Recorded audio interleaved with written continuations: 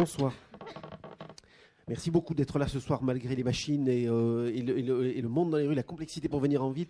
Je suis très très fier, très heureux que vous soyez là ce soir. C'est un livre, je trouve, important dans de ce semestre, en tout cas, et probablement plus. Pour nous, c'est une découverte sensationnelle que le livre d'Olga Tokarczuk, les livres de Jacob dont on va parler ce soir. On essaiera de parler un petit peu peut-être de son précédent qui s'appelait Les Pérégrins. C'est un livre, il faut aborder ce livre sans avoir peur. C'est pas un livre qui est, c'est un livre extrêmement dense parce qu'il fait 1000 pages, mais c'est pas un livre qui est impressionnant, qui est complexe ou qui joue avec des structures qui pourraient effrayer un lecteur, parce que j'avais pensé au départ dire que on avait en Europe centrale un écrivain digne de Thomas Pynchon, dans cette façon d'embrasser un réel et d'aller rajouter des couches comme ça d'analyse du réel et de travailler sur la question du réel.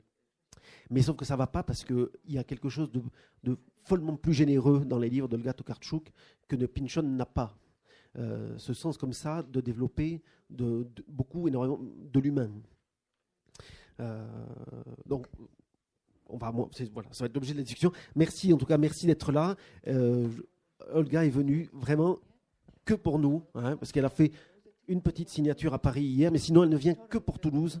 Et de ça, on est vraiment très très fiers. Merci beaucoup. Donc. Many questions. Oui, ça, il y en a.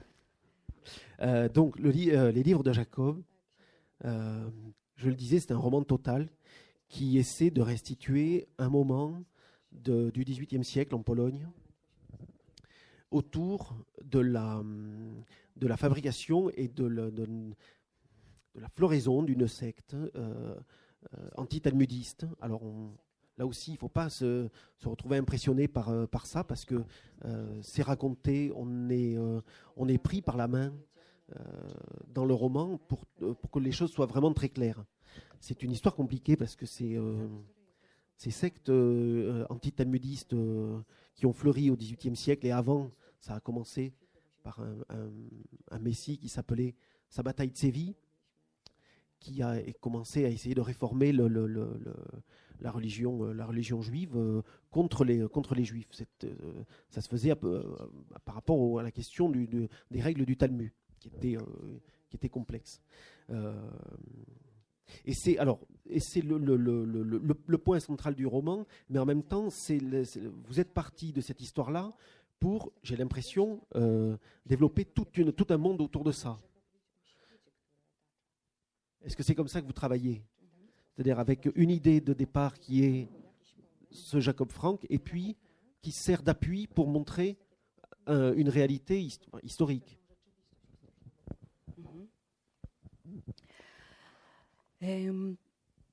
Bardzo się cieszę, że Państwo tutaj przyszliście i że mamy taką wielką konkurencję, ale jednak wolicie książki niż wielkie maszyny. Alors tout d'abord, je voudrais vous dire que je suis très heureuse que vous soyez là aujourd'hui et que malgré la concurrence de ce qui se passe à Toulouse aujourd'hui, je suis contente que vous préfériez les livres plutôt que les machines. Może na początku opowiem w ogóle, co mnie ujęło w tym temacie, którego się podjęłam. Peut-être qu'au début, je pourrais vous dire pourquoi ce sujet m'a tellement fascinée. Wiele lat temu, jeszcze pod koniec 90. lat, znalazłam w małej księgarni książkę wydaną przez uniwersytet w małym nakładzie, która była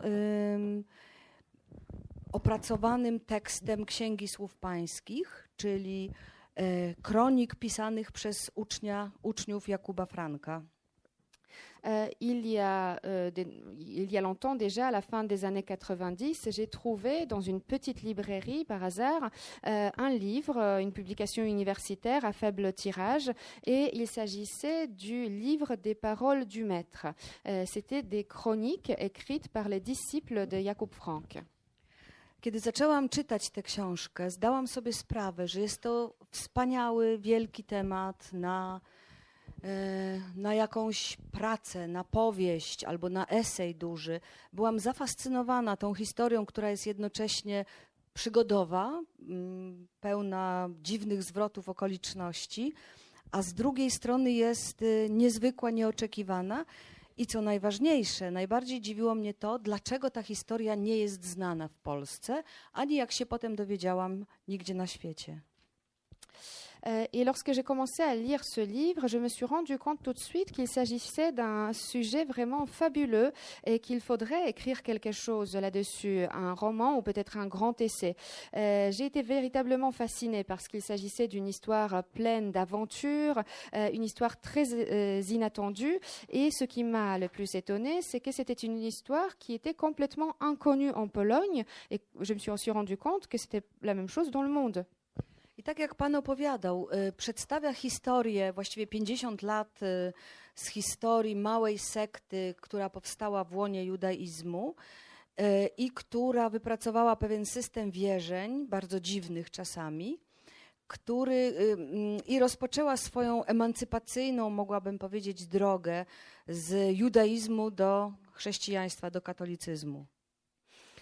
Et donc, comme vous l'avez dit, effectivement, cette histoire, c'est celle d'une petite secte. Cette histoire couvre une période de 50 ans. Donc, une petite secte qui a été créée dans le judaïsme et qui a développé tout un système de croyances, parfois extrêmement étrange, et qui a commencé son petit chemin d'émancipation qui est sorti du judaïsme pour aller vers le christianisme, vers le catholicisme. Czytając tę Księgę Słów Pańskich, szybko odkryłam, dlaczego ta historia nie jest znana i że ona należy do tych historii, które są aktywnie zapominane. Et lorsque je lisais ce livre, j'ai découvert assez vite pourquoi cette histoire restait inconnue et pourquoi cette histoire était de celles qu'on essaye d'oublier activement. Myślę, że można podać 3 powody, dlaczego ta historia nie była znana i dlaczego była tak niechętnie przypominana. Je pense qu'on peut donner 3 raisons pour cela, pourquoi cette histoire était restée inconnue et pourquoi on ne voulait pas s'en souvenir. Po pierwsze, w tej przygodzie frankistów bardzo negatywną rolę odgrywa Kościół katolicki polski, który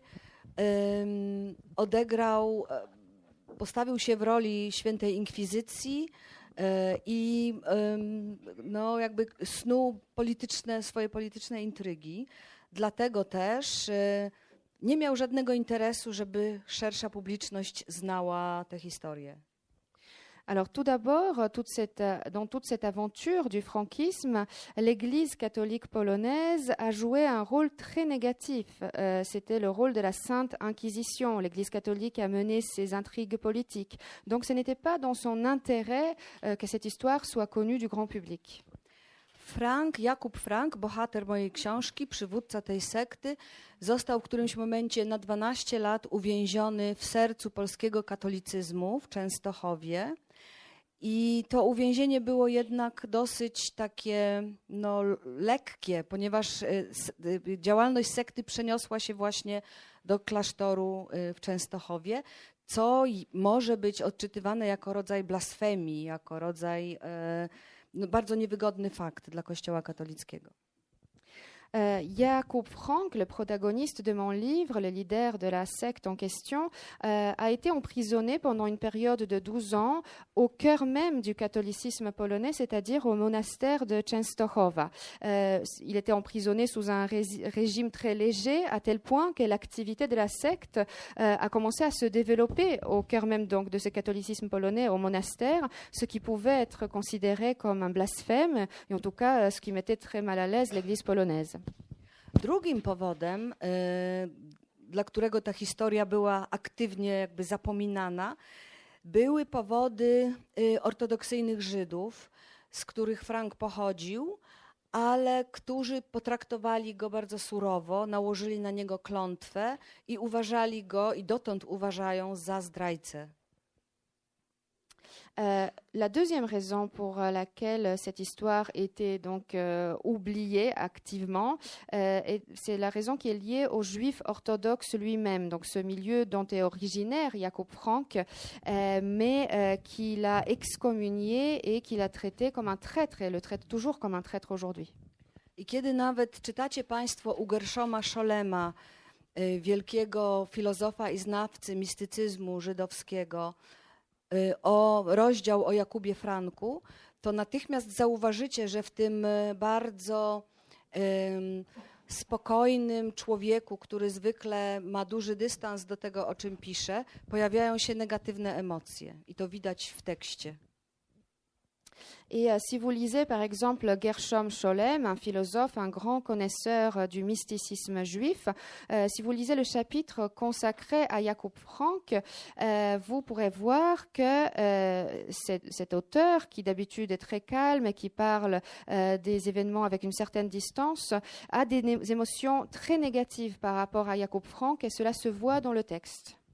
I w końcu trzeci powód. Tutaj mamy do czynienia z dziećmi i wnukami frankistów, którzy z wielkim sukcesem zasymilowali się z polskim społeczeństwem. To jednak w otoczeniu dosyć antysemickim nigdy nie mieli interesu do tego, żeby się przyznawać do swojego pochodzenia, do swoich żydowskich korzeni. Więc oni sami też niechętnie o tym mówili, nie ogłaszali tego na zewnątrz i uważali swoją historię za coś w rodzaju sekretu, tajemnicy.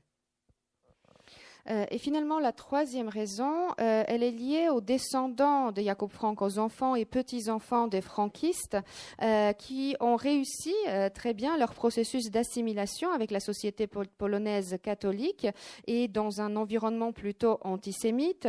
Ce n'était pas dans leur intérêt de rappeler finalement leurs origines juives. Donc ils ont parlé avec une grande réticence, ils ne le disaient pas à l'extérieur, c'était considéré comme une sorte de secret. Więc możecie sobie Państwo wyobrazić, kiedy pisarka czy pisarz trafia na taki temat, to od razu jest podekscytowany i wie, że to jest świetna historia, żeby zrobić z tego książkę. Donc vous pouvez imaginer ma réaction d'écrivaine. Je pense que tout écrivain, lorsqu'il rencontre un tel sujet, est très très excité et a très envie d'en faire un livre. Oczywiście nie zdawałam sobie sprawy z tego, że ta książka zabierze mi 8 lat mojego życia i że będę musiała zrobić ogromne jakby studia, ogromny research, żeby tę książkę napisać. Ce dont je ne me rendais pas compte à l'époque, c'est que ce livre me prendrait 8 ans de ma vie et qu'il faudrait des études de ma part, des recherches très approfondies pour pouvoir l'écrire. On a l'impression des fois que le roman fonctionne comme ça. Plus on entre dans les intrigues qui composent l'intrigue, comme des couches d'oignons. Le roman vient comme ça, se grossir par accumulation, j'ai envie de dire. Est-ce que vous avez eu conscience dès le début que ce serait un gros livre, mais peut-être pas à ce point-là, mais quand même un livre où il y a un moment où vous vous êtes retrouvé devant cette montagne? Nie, w ogóle sobie nie zdawałam sprawy z tego, w co się pakuje. Non, je ne me rendais absolument pas compte de ce qui m'attendait. Myślałam na początku, że ta książka będzie miała 200 stron i że po prostu opiszę po kolei, co się wydarzyło, uporządkuję fakty. Natomiast bardzo szybko okazało się, że żeby opisać tę pojedynczą narrację, muszę jednocześnie przedstawić czy stworzyć kontekst historyczny, czyli przedstawić czytelnikowi czas, w którym to się dzieje.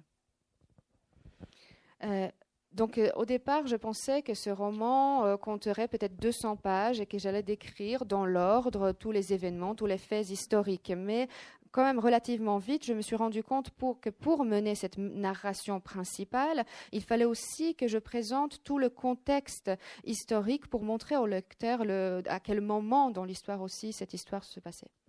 I ponieważ głęboko wierzę, że główną tajemnicą powieści jest stosunek pisarza do detalu i że detal odgrywa taką wiodącą, ważną rolę w powieści, to bardzo mi zależało na tym, żeby stworzyć historię, która będzie krwista, która będzie właśnie bogata w detale, w drobne rzeczy, że czytelnik będzie miał możliwość przeczytania, jak ci ludzie żyli, jak wyglądali, co jedli, jak się ubierali, jak podróżowali.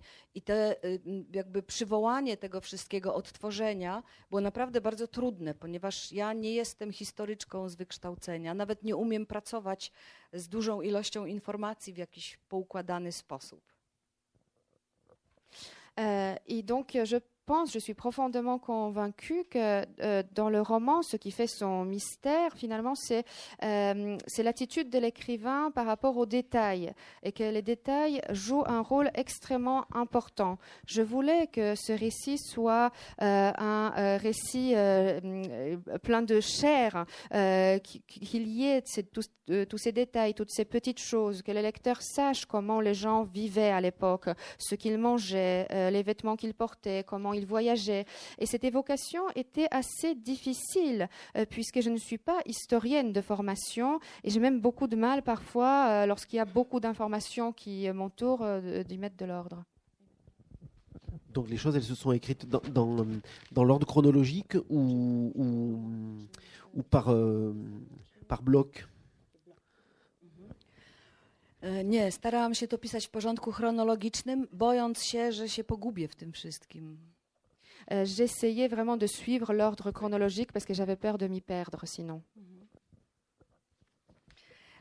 Przy tej książce, muszę to zaznaczyć,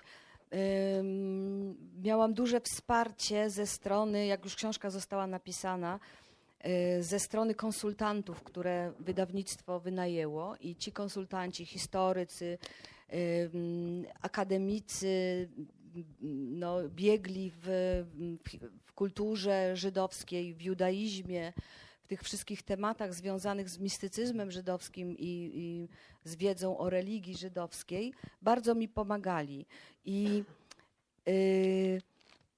taka anegdota właściwie przychodzi mi teraz do głowy. A to najpierw przetłumaczę.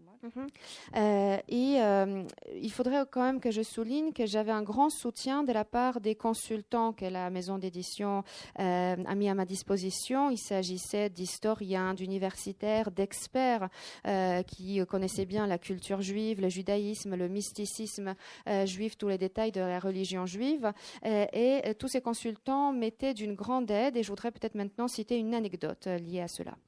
Kiedy książka już była gotowa i miała iść do druku w ciągu następnych dni, jeden z konsultantów, profesor Lęczewski, zadzwonił do wydawnictwa i powiedział, że znalazł błąd dosyć poważny. Mianowicie ziemniaki nie były znane w drugiej połowie XVIII wieku na Podolu.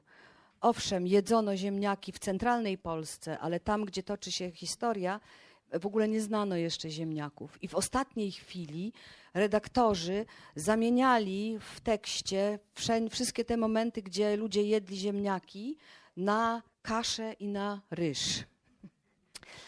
Donc une fois que le livre était terminé, il devait partir à l'imprimerie dans le jour suivant.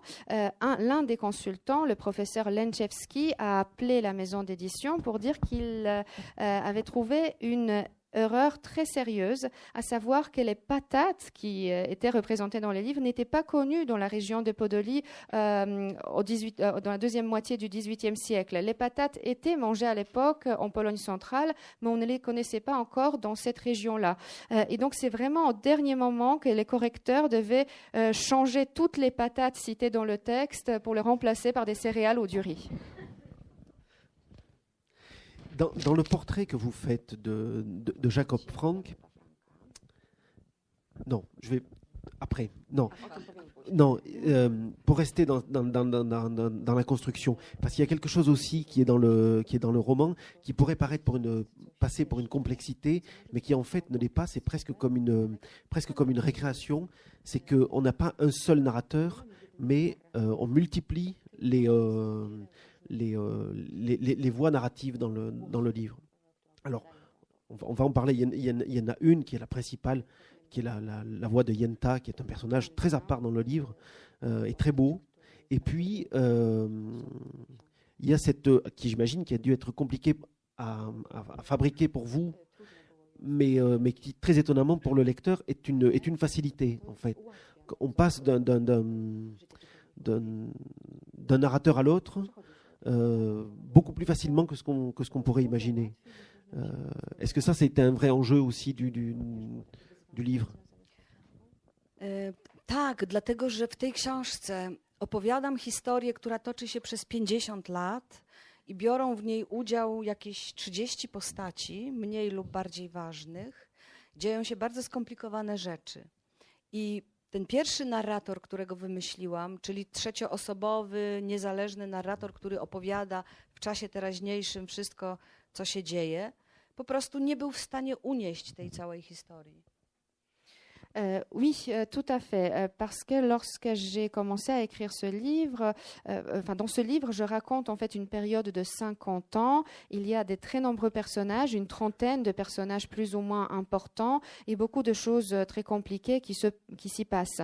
Donc le premier narrateur que j'ai inventé, c'était le narrateur classique à la troisième personne, cet narrateur indépendant qui raconte les événements au présent. Mais je me suis rendu compte que ce narrateur n'était pas capable de porter toute cette histoire. Wtedy wymyśliłam, czy przywołałam, stworzyłam następnego, drugiego narratora, którym jest bezpośredni towarzysz Jakuba Franka, rabin Nachman z Buska. I on opowiada jakby swoją wersję tej historii w formie pierwszoosobowej, pisząc jakby taką kronikę, która towarzyszy wydarzeniom. J'ai donc inventé un deuxième narrateur. Il s'agit du compagnon de Jacob Frank, le rabbin Nachman de Busk, et il raconte sa version des événements. Il écrit à la première personne une espèce de chronique qui relate les événements. Ale i to było za mało. Mais c'était trop peu. I wtedy zrozpaczona i w takim poczuciu bezsilności, że sobie z tym nie poradzę, w jakimś momencie doznałam jakiegoś takiego olśnienia i wtedy przyszła mi do głowy postać Jenty, czyli takiej narratorki, która jest, myśmy to wymyśliły wczoraj w Paryżu, jak dron unosi się nad całą tą historią i widzi początek i koniec jednocześnie, zna wszystkie postaci, widzi pewne procesy polityczne, widzi historię. I to jej oko, ta jej perspektywa uratowała tę książkę. Oui, et donc dans un moment de désespoir où je me sentais vraiment très impuissante, j'ai eu une espèce d'illumination et ce personnage de Yenta m'est venu. Ce narrateur que je comparerais peut-être à un drone, c'est la comparaison qui m'est venue à l'esprit hier à Paris. En fait, son œil à elle voit tout, les débuts et la fin, voit tous les processus politiques, historiques. Et donc c'est finalement son point de vue et sa perspective qui ont permis de sauver le livre. Et là aussi, donc du coup, c'était une évidence que Yenta raconte au présent de l'indicatif, contrairement à tous les autres, à toutes les autres modes de narration qui sont au passé. Là, on est sur un présent. No tak, każdy z tych narratorów, z tych trzech narratorów ma niejako swój język, swój czas, w którym opowiada, swój sposób ekspresji. Oni są różni. Na dodatek, ja nie wiem, jak jest we francuskim tłumaczeniu. W polskim tłumaczeniu jest różnica w czcionce, w wielkości czcionki. Te czcionki są różne dla każdego z narratorów.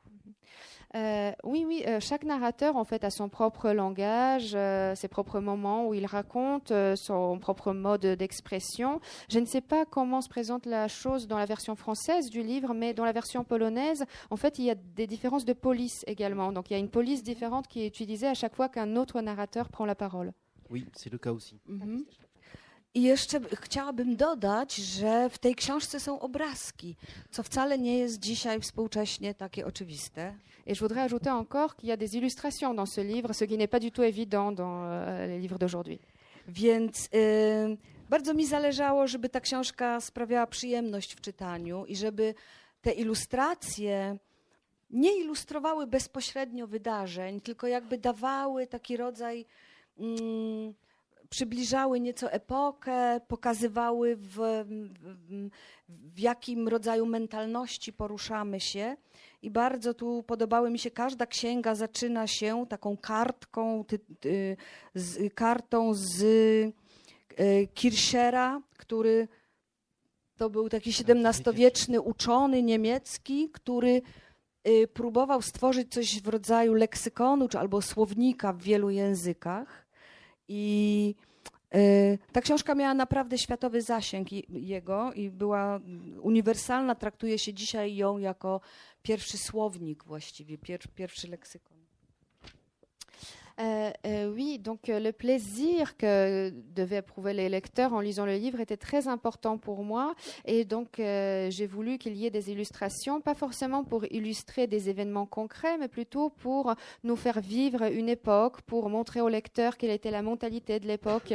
Et par exemple, chacun des livres dont est composé le roman commence par une page qui est puisée dans Kirchner, un savant allemand du XVIIe siècle qui a écrit le premier dictionnaire plurilingue. C'était un livre très connu à l'époque, à l'échelle mondiale, et il est considéré aujourd'hui comme le premier auteur de dictionnaire. Mais il y a une dimension effectivement encyclopédique dans le roman, au-delà des incursions d'images qui ont une fonction, je crois que c'est pas pour rien si le livre commence précisément avec un moine, Bénédicte Chmielowski, qui a écrit un livre qui s'appelle La Nouvelle Acropole, qui est une espèce d'encyclopédie, un petit peu comme aussi a fait Athanas Kirchner. Et le livre, moi je crois, est quand même placé aussi sous le signe de cet encyclopédisme-là. Tak, ponieważ na jakimś poziomie ta książka jest o początku oświecenia w Europie. Pokazuje ten moment, kiedy idee oświeceniowe zaczynają jakby pojawiać się w głowach ludzi. Ludzie zaczynają myśleć o tym, że ten świat, w którym żyją, jest możliwy do zmiany. To wydaje mi się, że to taka jedna z najbardziej fundamentalnych myśli, która się pojawiła w oświeceniu. Oui, tout à fait, parce que je pense que ce livre parle aussi à un certain niveau du début de l'âge des Lumières en Europe, ce moment où les idées des Lumières commencent à arriver, ces idées apparaissent dans les têtes des gens et les gens commencent à penser qu'il est possible de changer le monde. Je pense que c'est une idée fondamentale qui est venue avec les Lumières. I oczywiście oświecenie przebiegało inaczej tutaj we Francji, ponieważ dokładnie w tym samym czasie, kiedy ksiądz Chmielowski pisze swoją encyklopedię, Diderot pisze wielką encyklopedię tutaj we Francji. To są zupełnie dwa różne podejścia, ponieważ ksiądz Chmielowski w gruncie rzeczy należy jeszcze do baroku, do tych ciemnych czasów i nie bardzo sobie umie poradzić z organizacją wiedzy. Et donc, on parle donc des Lumières, et les Lumières, bien évidemment, ce n'était pas la même chose à l'est de l'Europe qu'en France, car au même moment où le père Bénédicte Chmielowski rédige son encyclopédie, Diderot écrit sa grande encyclopédie en France, et il s'agit de deux approches complètement différentes. En fait, le père Bénédicte, il appartient encore au baroque, à cet âge sombre, et il ne sait pas trop comment organiser les connaissances. I Jakub Frank też według mnie jest taką postacią gdzieś usadowioną gdzieś na początku u źródeł oświecenia. Jego historia może być czytana jako nieprawdopodobna emancypacja dosyć niskiej klasy społecznej, biednych żydowskich kupców, którzy po 50 latach znajdują się na górze, u szczytu jakby klas społecznych. Jakub Frank umiera jako baron, jako polski baron we Frankfurcie. Et donc, Jakob Frank aussi est un personnage qui se situe justement à cette époque où les Lumières commencent. Son histoire et l'histoire de sa secte peut être lue également comme l'histoire d'une incroyable émancipation sociale, puisque des gens appartenant à une classe sociale basse, des pauvres marchands juifs, en 50 ans, arrivent au sommet de la société. Jakob Frank, lorsqu'il meurt près de Francfort, il meurt en tant que baron polonais. Alors, oui, il y a cette position de Jakob Frank qui est dans le grand, justement, dans ce grand moment du XVIIIe siècle des Lumières. J'ai trouvé qu'il y a un moment où vous mettiez en opposition ce lieu en Pologne. C'est à partir du moment où Frank va aller à côté de Vienne, où là, il va se retrouver confronté, vivre une vie beaucoup plus bourgeoise d'une part, beaucoup moins conforme à celle de ses idéaux de départ, mais se retrouver aussi, là, j'ai l'impression que le livre prend une coloration différente, où on a conscience, quand il est à Vienne, effectivement, d'être dans le XVIIIe siècle des Lumières, et par contraste, on a l'impression que la Pologne de cette époque-là ne l'était pas du tout. Tak, bo ta podróż w przestrzeni jest poniekąd też podróżą w czasie. Frank i jego uczniowie zaczynają jako naprawdę biedni kupcy gdzieś na pograniczu Królestwa Polskiego i Turcji, bo w owym czasie Polska graniczyła z Turcją. Następnie po uwięzieniu w Częstochowie, kiedy Frank zostaje uwolniony, on po prostu ucieka do Austrii, chroniąc się na dworze właściwie pod skrzydłami cesarza Józefa. I słusznie pan zauważył, że wtedy staje się jakby mieszczaninem, czyli jakby wchodzi jakby na wyższy poziom klasowy. Ale po skandalach, które tam się wokół niego dzieją, znowu ucieka cały dwór Franka razem z nim do Frankfurtu, do Offenbachu, koło Frankfurtu nad Menem, gdzie Frank żyje już na poziomie arystokraty. Dostaje ogromny zamek w Offenbachu, który stoi do dziś, sprowadza tam wszystkich swoich wyznawców i tworzy takie jakby mini państewko rządzone przez niego i przez jego córkę. Oui, parce que ce voyage dans l'espace est aussi en quelque sorte un voyage dans le temps. Jakob Frank commence en tant que marchand pauvre quelque part à la frontière entre le royaume de Pologne et la Turquie, car à l'époque, le royaume de Pologne avait une frontière avec la Turquie. Ensuite, il est emprisonné à Częstochowa. Après la fin de son emprisonnement, il fuit tout simplement en Autriche, où il côtoie l'empereur Joseph. Et vous l'avez très bien remarqué, il mène à partir de ce moment-là une existence bourgeoise. Mais après des scandales qui l'entourent là-bas, il fuit à nouveau et Frank, avec toute sa cour, se rend à Offenbach, près de Francfort. Et là-bas, il vit comme un aristocrate. Il reçoit un château qui existe encore aujourd'hui. Il fait venir tous ses adeptes et il règne sur ce mini-État, cette mini-principauté avec sa fille. Historia właściwie nie kończy się z jego śmiercią we Frankfurcie w 1796 roku, ponieważ trwa jeszcze jakby w następnym pokoleniu jego uczniów. I tak na przykład wielu jest z jego uczniów, czyli dzieci frankistów,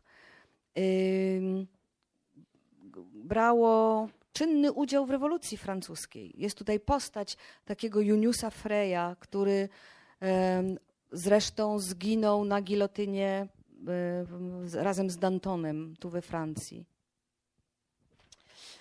Et d'ailleurs, l'histoire ne se termine pas avec la mort de Jakob Frank à Francfort en 1796, parce qu'on raconte aussi la génération suivante de ses adeptes. Il s'agit d'enfants de franquistes, dont certains, assez nombreux, ont participé activement à la Révolution française. Nous avons d'ailleurs un personnage dans ce livre, Junius Frey, qui a été guillotiné en France en même temps que Danton.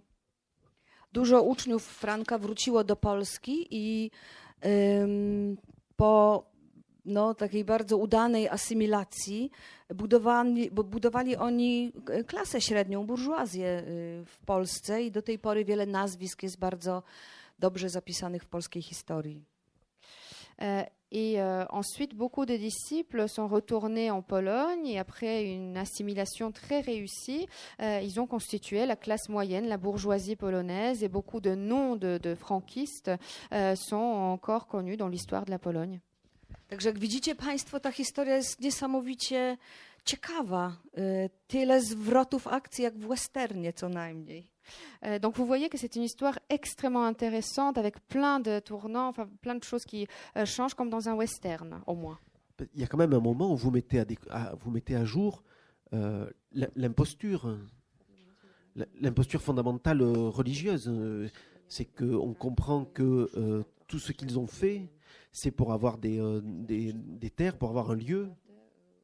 Et que il y a à ce moment-là, la religion, elle passe bien après. Il reste des pratiques qui sont celles de la secte, avec des choses extrêmement précises, des modes de fonctionnement. Mais il y a un moment où le lecteur ne peut plus y croire. Et pourtant, vous n'êtes jamais ni dans la géographie, ni dans ni dans l'inverse, ni dans le réquisitoire contre Jacob Frank. On a l'impression que dans le livre, vous restez, enfin, où la personne qui est derrière le narrateur est extrêmement détachée de ça.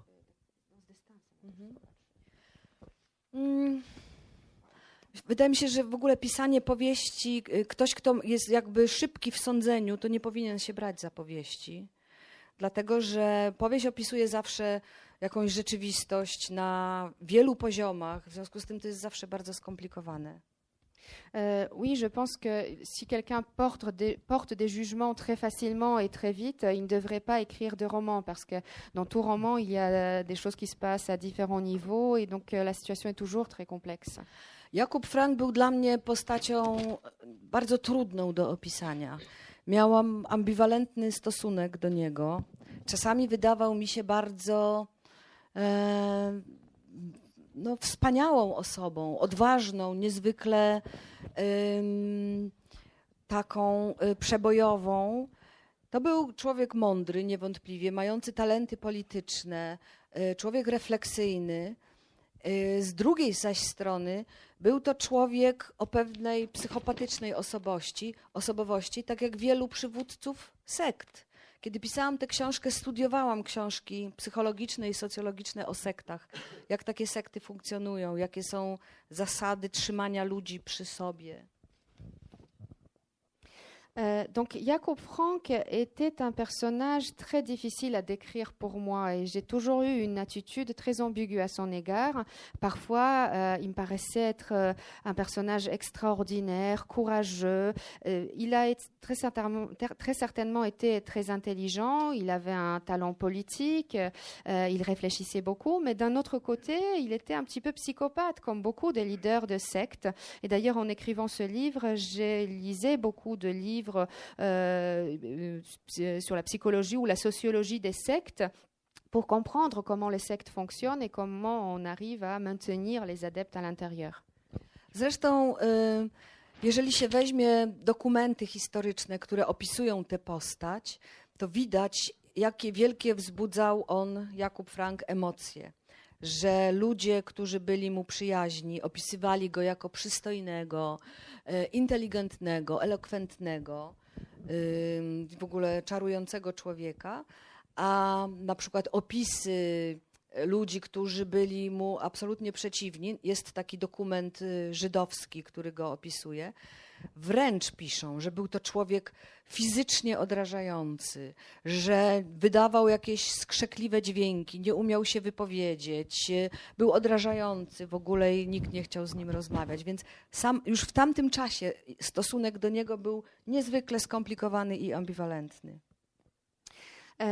D'ailleurs, dans les documents historiques qui décrivent Jakob Frank, qui parlent de lui, on voit qu'il devait susciter des grandes émotions. Il y a d'un côté ceux qui lui étaient favorables, qui le décrivaient comme quelqu'un de très beau, intelligent, éloquent, charmant.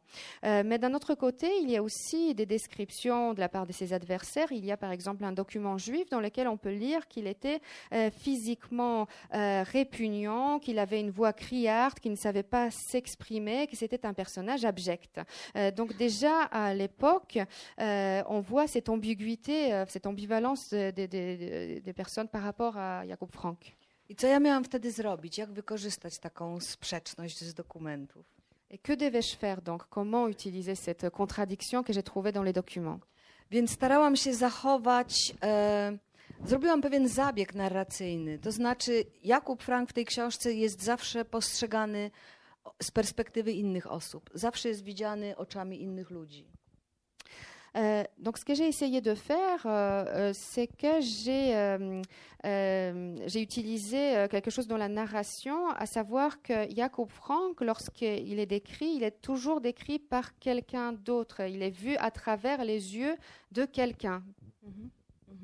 Effectivement, que ce soit alors Yenta d'un côté ou Nachman de Brusque, qui lui s'occupe de la partie évangéliste de l'affaire.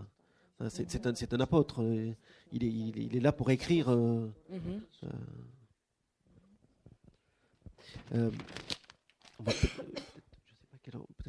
Avant de passer aux questions, si vous en avez, moi il y a quelque chose que je voudrais souligner, puis je voudrais que vous en parliez. C'est aussi ce côté très étonnant dans le roman, mais il y a un féminisme à l'œuvre qui est là tout au long, avec des personnages alors dans la communauté des franquistes, puisque les femmes jouent un rôle plus en avance dans le temps, plus important, et elles prennent finalement vraiment le dessus.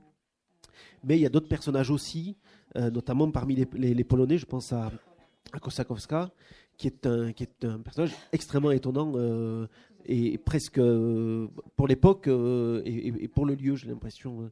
J'aimerais bien que vous parliez de cette dimension féministe, si vous l'avez vraiment aussi travaillé comme ça.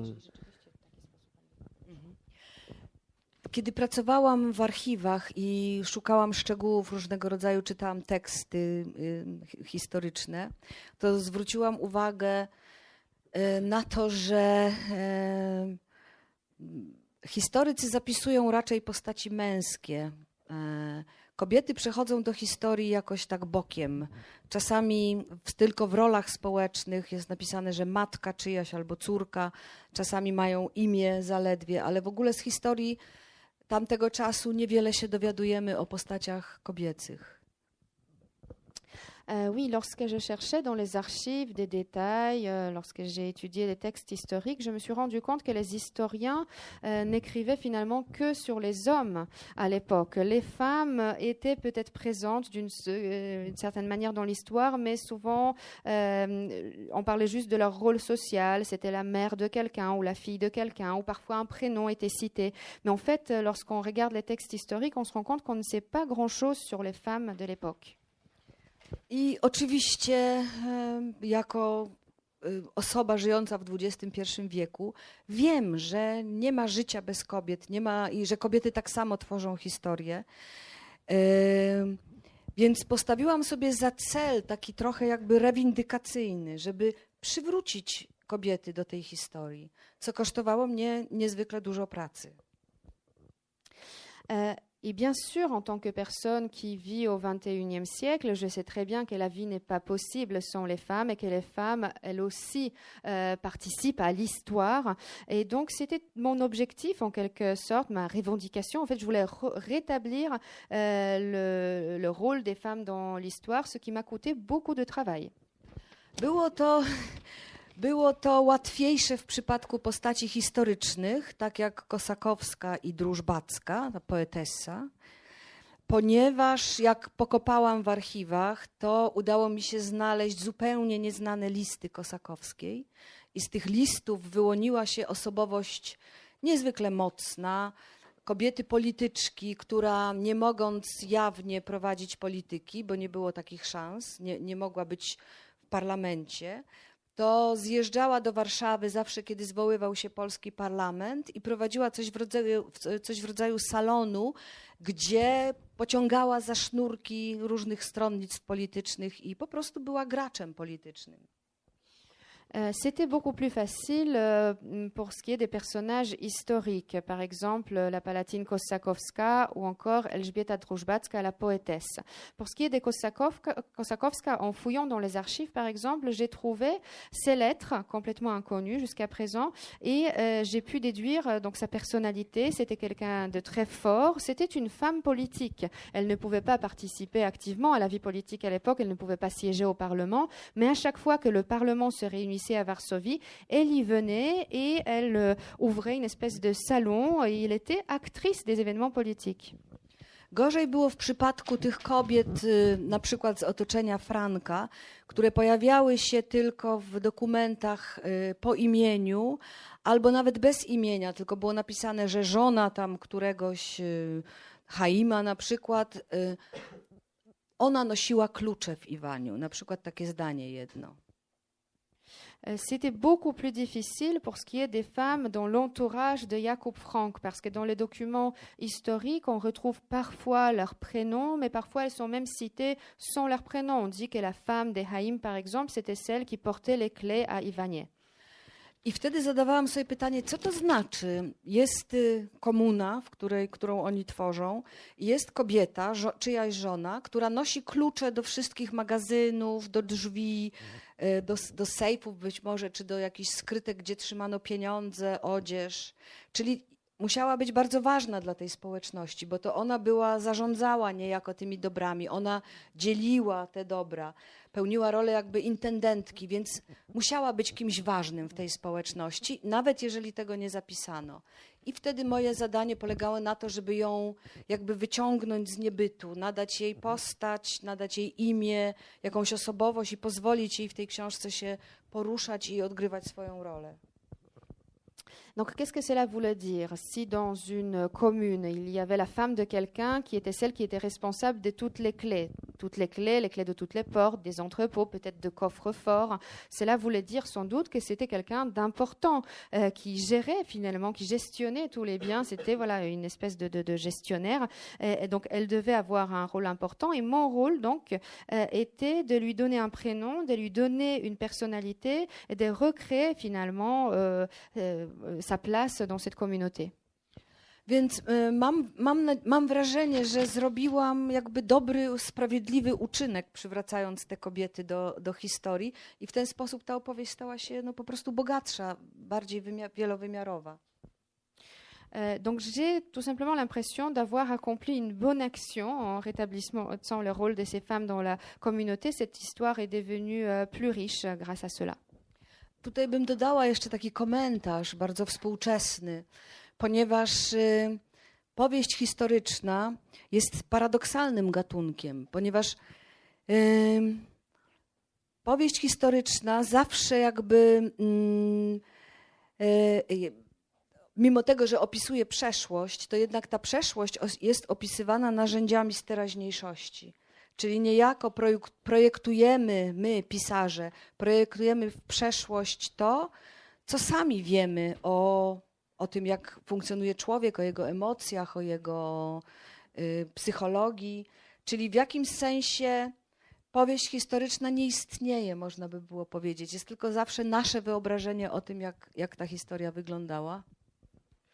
Et je voudrais encore rajouter un commentaire très contemporain sur le roman historique en tant que genre. C'est un genre très paradoxal puisqu'un roman historique parle bien évidemment toujours du passé, mais en utilisant les outils, les instruments du présent. Donc c'est toujours une espèce de projection de l'écrivain. Ce qui joue un rôle, c'est ce que l'écrivain sait à un moment donné sur comment fonctionnent les hommes, sur les émotions, sur la psychologie. Donc finalement, il n'y a pas vraiment de roman historique. C'est toujours juste ce que nous imaginons d'une époque donnée. Ça veut dire qu'on peut prendre le roman et du livre essayer de voir qu'est-ce qui, au travers du livre, interroge la réalité contemporaine, par exemple. Qu'est-ce qui, dans les débuts de la secte, interroge ce besoin de spiritualité aujourd'hui. Qu'est-ce qu'on pourrait dire d'autre? Il y a par exemple un effet moi j'ai trouvé de métissage et de mondialisation dans les échanges commerciaux qu'il y a entre la Turquie et la Pologne à ce moment-là. On a l'impression que la marchandise est à la base de tout et qu'on est vraiment dans un lieu de mondialisation. Et là aussi, le livre dit des choses sur le monde d'aujourd'hui. Tak, myślę, że bardzo dużo mówi o dzisiejszym świecie. Jest w jakimś sensie też, tak jak ją napisałam, trochę metaforą tego, co dzisiaj się dzieje. Oui, je pense qu'effectivement, ce livre dit beaucoup sur le monde d'aujourd'hui et c'est une métaphore en quelque sorte de ce qui se passe de nos jours. W gruncie rzeczy jest to książka o spotkaniu z innym, z takim obcym, kimś, kto przychodzi z zewnątrz, kto mówi innym językiem, wierzy w innych bogów i inaczej się zachowuje. Jest to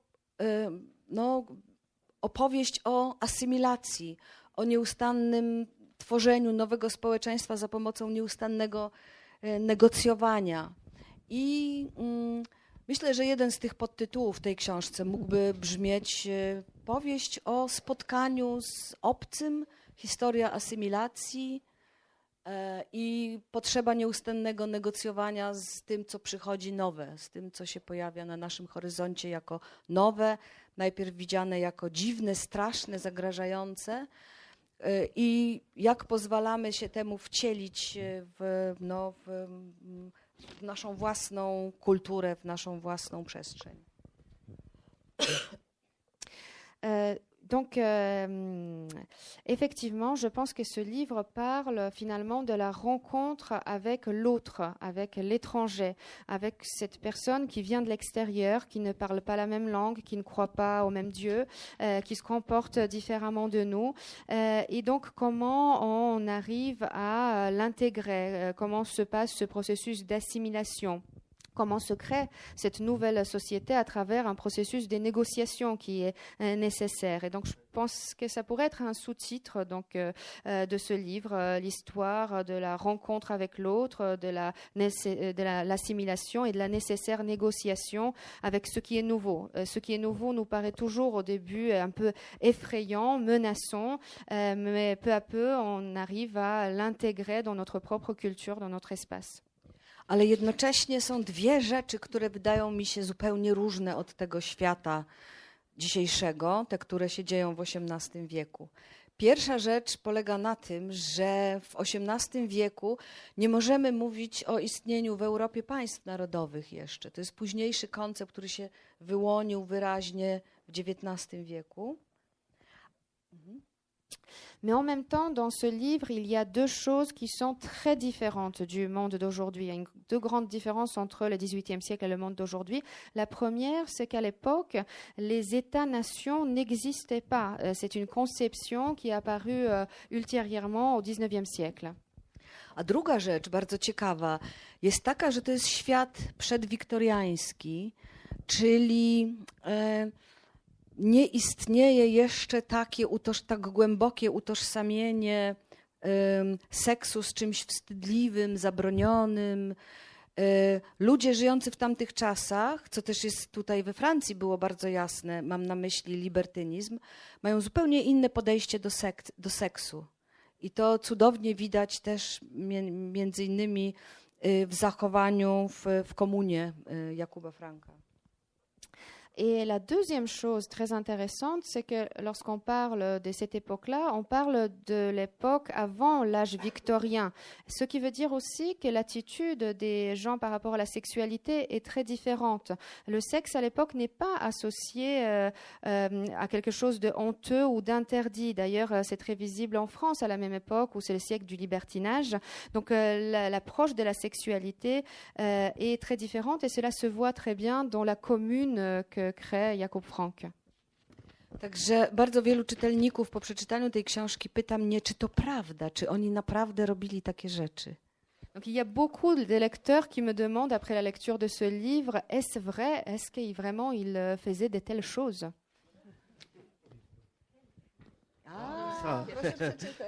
Vous devez lire le livre. Revenez me voir, je vous donnerai les pages. Non, la dernière question, je voudrais vous interroger. On attend vraiment la toute fin du roman pour avoir. Moi, j'ai trouvé quelque chose qui m'a beaucoup impressionné sur ce que vous mettez derrière votre conception de la littérature. Il y a un dialogue entre deux personnages. Alors, je vous dis pas, mais on est après, et deux personnages qui s'interrogent et sur comment on va faire pour relater toute cette histoire-là. Et donc, il y a un des personnages dit, mais est-ce que tout cela... Donc, il y a un livre qui est fait sur l'histoire de Jacob Frank. Est-ce que tout cela est vrai, demanda quelques années plus tard le pianiste quand elle rencontra le romancier en Allemagne. C'est quoi un roman, chère madame? De la littérature. Mais quoi? C'est vrai ou pas? J'attendais de votre part, à vous qui êtes artiste, que vous ne pensiez pas comme les gens du commun. La littérature est un genre de savoir particulier, c'est la perfection des formes imprécises. Et je trouve que là, on a quelque chose qui dit effectivement exactement ce que c'est que les livres de Jacob, une perfection dans un monde comme ça, totalement imprécis. Mais j'aimerais bien que vous mettiez quelques mots derrière cette forme, la perfection des formes imprécises. Tak, uważam, że powieść jest najdoskonalszym gatunkiem literackim, jaki istnieje. Oui, je pense que le roman est le genre le plus parfait qui existe. Że powieść jest bardzo wyrafinowanym sposobem komunikacji międzyludzkim, ponieważ działa na wielu poziomach, na poziomie intelektualnym, emocjonalnym, ale też takim sensualnym. Budzi różnego rodzaju skojarzenia, odwołuje się do empatii, do własnego doświadczenia czytelnika. Jest to naprawdę bardzo wielowymiarowe narzędzie. Le roman est un mode très raffiné de communication entre les hommes finalement. Il y a différents aspects, différents niveaux, intellectuels, émotionnels, sensuels. Les romans font appel à l'empathie, à l'expérience du lecteur. Donc je pense que c'est un outil justement très raffiné. Więc dlatego wybrałam ten gatunek do opisania historii Jakuba Franka, ponieważ na początku myślałam, że lepiej będzie napisać esej taki, który to wszystko opowie w bardziej intelektualny i taki erudycyjny sposób. Ale uznałam, że powieść będzie działała jakby szerzej i mocniej. Donc c'est pour cela que j'ai choisi le roman pour raconter l'histoire de Jacob Frank. Au départ, je pensais que je pourrais en faire plutôt un essai pour raconter les événements d'une manière un peu plus intellectuelle, érudite. Mais je me suis dit qu'un roman serait quelque chose de beaucoup plus fort et qui permettrait d'avoir un contexte plus large. Jest w tej powieści pewien wątek, który jest takim metapoziomem, na który sobie pozwoliłam, mianowicie dwie postaci, ksiądz Chmielowski i poetesa Drużbacka, piszą do siebie listy, konwersują ze sobą listownie. I oni rozmawiają w gruncie rzeczy o tym, w jaki sposób można opisać świat, do czego się odwołać. Ksiądz Chmielowski uważa, że świat można opisać encyklopedią, czyli zestawieniem, możliwie najszerszym zestawieniem różnego rodzaju faktów, wiedzą. Dzisiaj byśmy powiedzieli, Wikipedia najlepiej opisuje świat. Natomiast teoria Drużbackiej jest taka, że ona się upiera, że świat można opisać najlepiej tylko wtedy, kiedy przepuści się świat przez swoje własne doświadczenie i ta wypowiedź będzie subiektywna, prywatna, nawet intymna i w jakimś sensie liryczna. Więc dyskusja tych dwóch osób była potrzebna także mnie, ponieważ bardzo często czułam się zagubiona. Jak to wszystko opowiedzieć? Il y a dans ce livre aussi cette histoire qui se situe à un niveau que je pourrais appeler le méta-niveau. En fait, il s'agit du dialogue entre deux personnages, le prêtre Chmielowski et la poétesse Drużbacka, qui correspondent, qui s'écrivent des lettres. Et finalement, dans ces lettres, ils parlent de la meilleure manière qu'il existe de décrire le monde. Selon le prêtre Chmielowski, c'est l'encyclopédie qui permet de mieux le décrire. Donc, il faut essayer de ramasser tout toutes les connaissances possibles, tous les faits. Et donc finalement, dans le monde d'aujourd'hui, ce serait peut-être le Wikipédia qui décrirait le mieux le monde. Elżbieta Drużacka, quant à elle, a une autre théorie. Elle pense que pour pouvoir décrire le monde, il faut d'abord passer tout cela par sa propre expérience. Donc il faut parler d'une manière subjective, parler de ce qui est privé, intime, et parler d'une manière lyrique.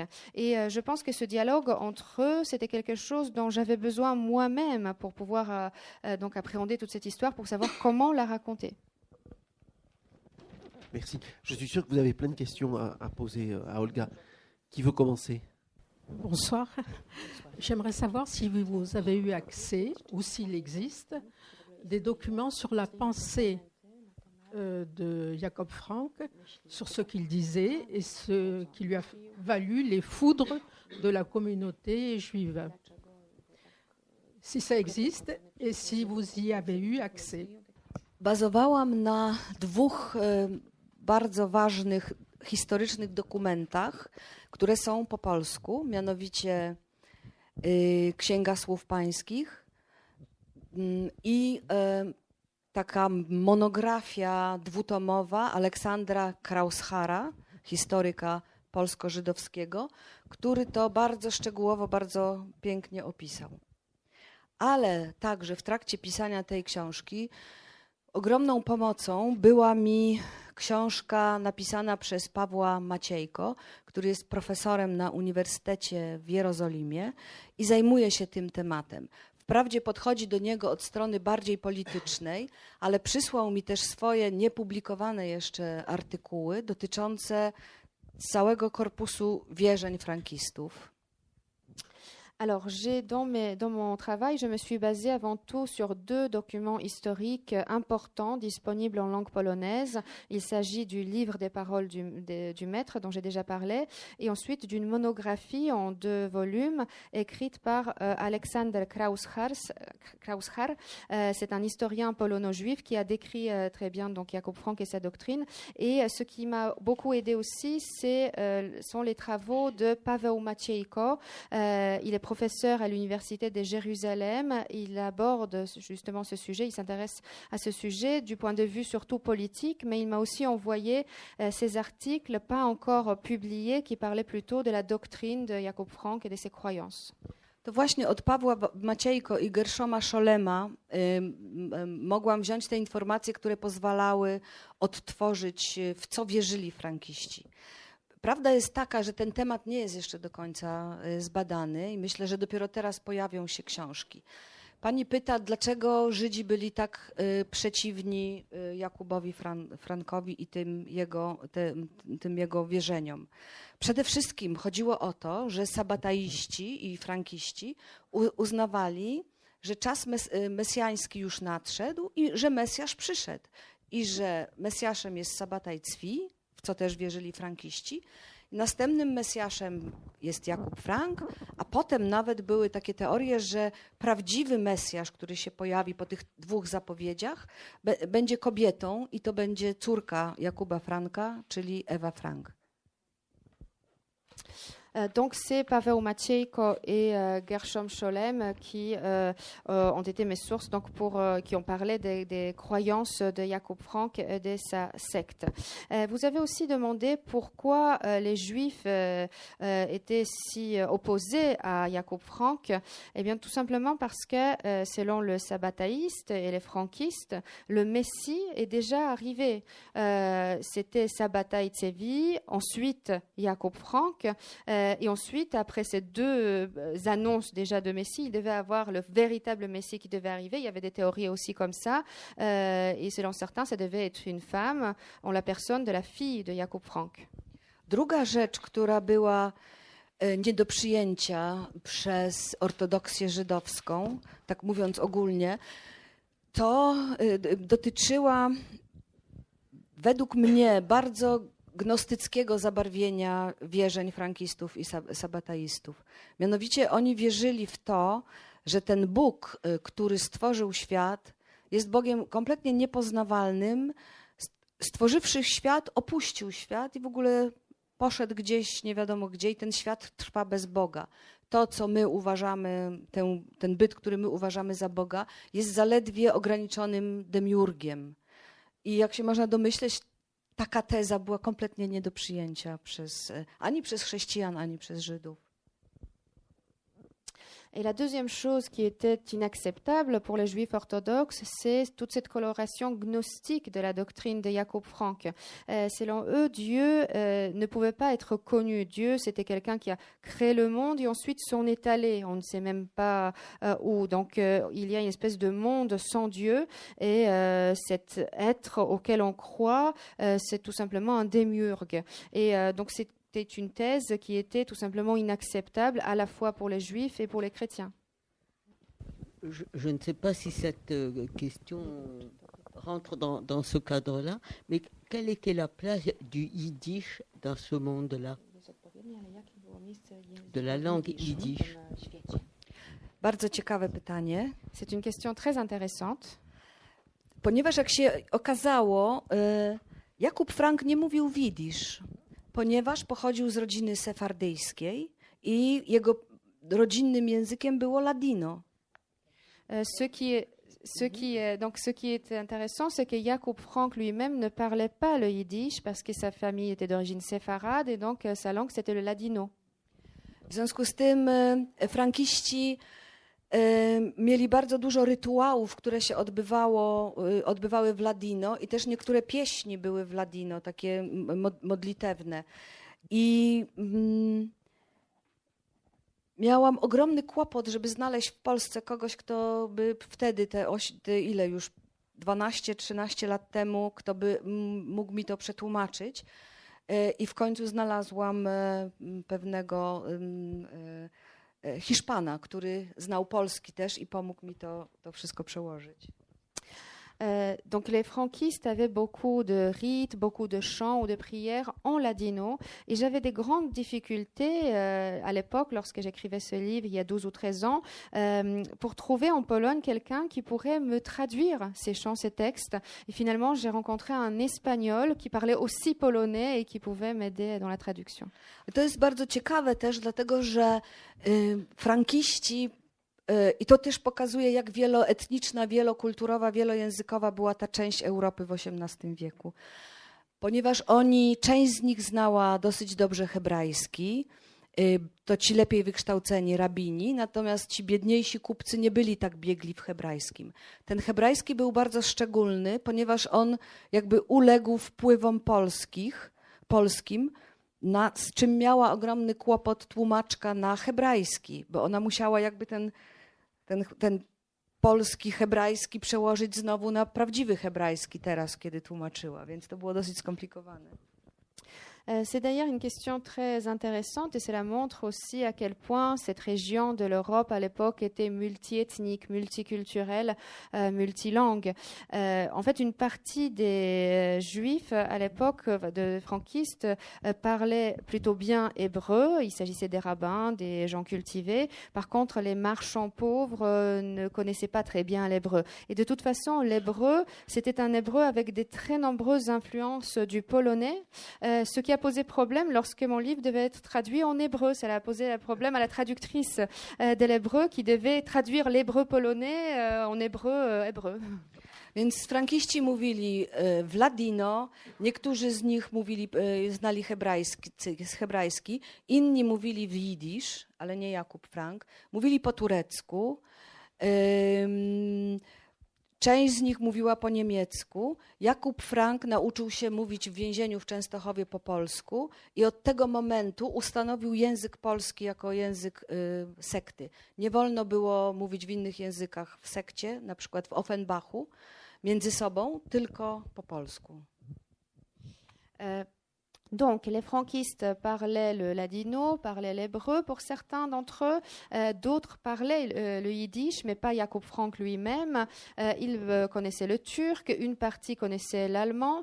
Et Jacob Frank lui-même a appris lors de son emprisonnement au monastère de Częstochowa le polonais. Et c'est à partir de ce moment-là qu'il a décrété que le polonais était la langue officielle de la secte. Et il était même interdit de communiquer dans d'autres langues que le polonais, par exemple lorsqu'il se trouvait à Offenbach. Dlatego te kroniki zostały spisane po polsku.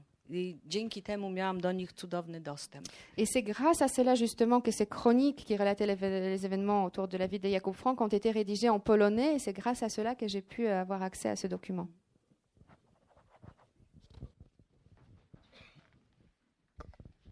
Oui, madame, bonjour. D'abord, je crois qu'on vous remercie tous d'être là ce soir. J'écoute depuis tout à l'heure ce que vous nous avez indiqué sur vos influences, celles qui ont déterminé votre écriture. Votre livre fait plus de 1000 pages. Pour écrire sur plus de 1000 pages, il faut avoir des influences, mais il faut avoir aussi une passion qui renouvelle l'écriture et qui conduit l'écriture et qui la nourrit au fur et à mesure des pages. Ma question est la suivante. Vous nous avez indiqué 2 professeurs et puis des sources prises à l'université. Dans les universités, un professeur à Tel Aviv, je crois, qui vous a beaucoup documenté. Mais vous nous avez aussi parlé, et ceci m'intéresse davantage, vous nous avez aussi parlé de lettres que vous aviez eues dans les doigts et qui avaient, ces lettres, fait rebondir votre intérêt et votre imaginaire pour l'écriture. Est-ce que vous avez eu beaucoup de sources brutes, beaucoup de sources immédiates pour écrire un livre comme celui-ci? Et quelles étaient ces sources, de première main peut-être? Listy Kosakowskiej, poezję Drużbackiej, Nowe Ateny księdza Chmielowskiego. Niesamowite dzieło, które jest pisane zanieczyszczoną polszczyzną. Te zanieczyszczenia pochodzą z łaciny. To jest bardzo bezpośredni dokument mentalności ludzi, którzy wtedy żyli. Oui, donc j'avais accès aux lettres de la Palatine Kosakowska, aux poésies écrites par la poétesse Elżbieta Drużbacka et aussi à l'ouvrage Nouvelle Athènes du père Chmielowski. Nouvelle Athènes, c'est une œuvre très intéressante, écrite dans un polonais contaminé par le latin, mais qui montre assez bien la mentalité des personnes qui vivaient à cette époque-là. Kilka listów Ewy Frank, na które się natknęłam, oryginały pisane bardzo złą Niemczyzną, ale ewidentnie jej ręką. J'ai pu aussi avoir accès à quelques lettres écrites par Eva Frank dans un allemand assez mauvais, mais en tout cas c'était elle-même qui les avait rédigées. Drobne notatki, rachunki na przykład, rachunki za pogrzeb jednego z frankistów, bardzo ciekawe. Wycinki z gazet z Frankfurtu, które opisywały życie frankistów w Offenbachu, ale także całą pompa funebris, czyli pogrzeb Jakuba Franka. J'ai pu avoir accès aussi à d'autres documents, par exemple des reçus pour payer l'enterrement de quelqu'un. C'était un document très intéressant. Mais aussi de coupures de presse, de la presse publiée à Francfort et qui décrivait la vie de Jakub Frank et de sa secte à Offenbach et aussi les grandes funérailles qui ont été organisées pour lui. List króla polskiego, żelazny, do frankistów. L'édit du roi de Pologne, donc les sauf-conduits qu'il donnait aux franquistes pour qu'ils puissent être en sécurité en Pologne. Kroniki Kościoła katolickiego z dysput prowadzonych w Lwowie między rabinami a frankistami. Aussi les chroniques de l'Église polonaise qui décrivaient les disputations qui étaient organisées en particulier à Lwów entre les rabbins et les franquistes. Broszurki propagandowe antysemickie z XIX wieku opisujące frankistów. Des brochures de propagande antisémite du XIXe siècle qui décrivaient les franquistes. No i takie jeszcze drobne sprawy. Et d'autres. En tout cas, merci parce que Nicolas a eu la gentillesse de me signaler votre livre il y a simplement 3 jours. Donc, inutile de vous dire que je n'y suis rentré que dans 50 ou 60 pages. Mais merci en tout cas parce que de cet effort d'écriture d'abord et de nous livrer ainsi une expérience personnelle. Parce que c'est une expérience personnelle. Vous nous avez dit tout à l'heure que vous avez eu 8 ans de votre vie pour écrire ce livre, ou à peu près. C'est une expérience personnelle et esthétique forte. Merci pour ça, mais surtout parce que votre livre fonctionne. C'est-à-dire que dès les premières pages, il offre une immersion fictionnelle, une vraie immersion fictionnelle, avec des personnages qui ont de la consistance, qui attirent le lecteur. Votre livre fonctionne et on a envie d'aller dedans. Merci à vous. Bardzo dziękuję. Merci beaucoup. Ja też chciałam dodać jeszcze, że najlepszą przyjaciółką pisarza jest obsesja, bo właściwie pisząc tę książkę popadłam w taką głęboką obsesję, w jakiś rodzaj kompulsji i przez te 8 lat naprawdę nie zajmowałam się niczym innym. Czytałam tylko to, co było związane z XVIII wiekiem, z judaizmem, z kulturą żydowską, z początkami oświecenia, z historią Europy. Nic innego nie interesowało mnie, więc spędziłam 8 lat jakby w innym kraju mentalnie, w zupełnie innym kraju. Je voudrais juste ajouter encore que la meilleure amie de tout écrivain, c'est l'obsession. Et cette obsession, c'est quelque chose que j'ai vraiment ressenti. Je me suis intéressée à ce sujet d'une manière compulsive. Et vraiment, pendant 8 ans, je ne m'intéressais à rien d'autre. Je lisais uniquement des choses consacrées au XVIIIe siècle, au judaïsme, à la culture juive, au début de l'âge des Lumières en Europe, à l'histoire de l'Europe. Je ne m'intéressais à rien d'autre. Et on peut dire que pendant ces 8 ans, en fait, j'ai vécu mentalement dans un autre pays. Oui, je voulais m'associer à ce monsieur pour dire que moi aussi, j'ai l'impression de vivre une expérience sensible très profonde et je vous en remercie beaucoup. Je voulais juste poser une petite question. Qu'est-ce qui vous a amené à choisir une pagination inversée de la page 1029 à la page 29?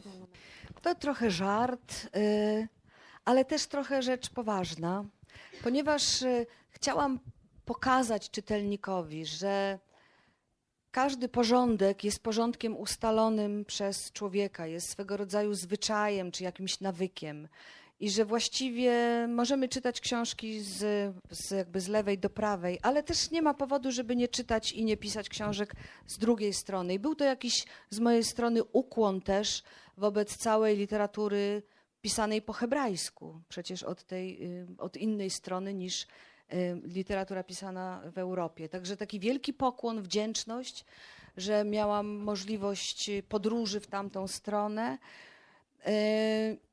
No i taki trochę taką prowokacja wobec czytelnika, że każdy porządek może być traktowany jako nietrwały, że zawsze można go zmienić. C'était un petit peu une plaisanterie, mais c'était aussi en partie sérieux. En fait, je voulais montrer au lecteur que chaque ordre est quelque chose de décidé par l'homme. C'est une histoire de coutume, d'habitude. On peut très bien, effectivement, écrire des livres et lire des livres de gauche à droite, mais on peut le faire dans le sens inverse. C'était bien évidemment aussi un hommage aux livres écrits en hébreu. Donc, c'était l'expression de ma reconnaissance. J'étais très contente d'avoir pu voyager dans cette direction. Donc à la fois cet hommage et cette provocation par rapport au lecteur pour lui montrer aussi que tout ordre peut être changé à tout moment. J'ajouterais que ça participe de l'exotisme aussi. On se dilue dans le livre et il y a un moment on sait le nombre de pages qu'il nous reste à lire du coup, mais pas ce qu'on a lu. Et du coup ça inverse complètement et on est dedans, quoi. On s'arrête là, on passe à la dédicace. Olga, merci beaucoup pour tout ce que vous nous avez livré. Merci beaucoup. Merci. Donc, Olga est disponible pour dédicacer les romans, bien sûr.